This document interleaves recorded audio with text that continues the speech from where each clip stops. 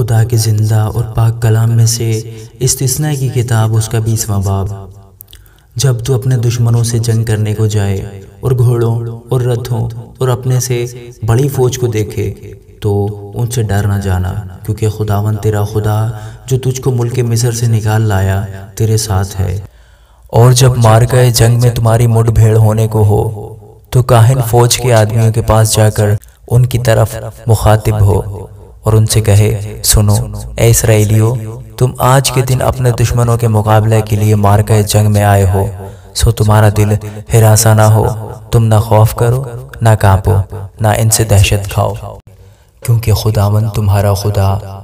تمہارے ساتھ ساتھ چلتا ہے تاکہ تم کو بچانے کو تمہاری طرف سے تمہارے دشمنوں سے جنگ کرے۔ پھر فوجی حکام لوگوں سے یوں کہیں کہ تم میں سے جس کسی نے نیا گھر بنایا ہو اور اسے مخصوص نہ کیا ہو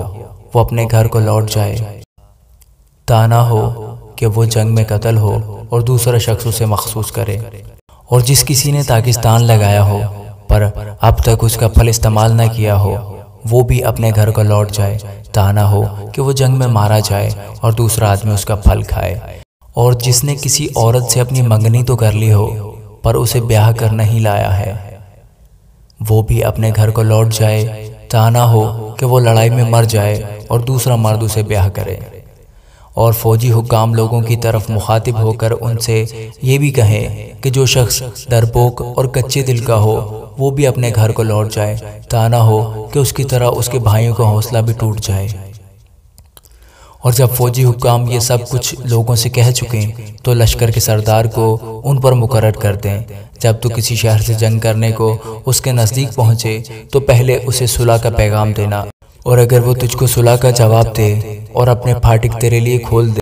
تو وہاں کے سب باشندے تیرے باج گزار بن کر تیری خدمت کریں، اور اگر وہ تجھ سے صلح نہ کرے بلکہ تجھ سے لڑنا چاہے تو اس کا محاصرہ کرنا، اور جب خداوند تیرا خدا اسے تیرے قبضہ میں کر دے تو وہاں کے ہر مرد کو تلوار سے قتل کر ڈالنا، لیکن عورتوں اور بال بچوں اور چوپایوں اور اس شہر کے سب مال اور لوٹ کو اپنے لیے رکھ لینا، اور تو اپنے دشمنوں کی اس لوٹ کو جو خداوند تیرے خدا نے تجھ کو دی ہو کھانا۔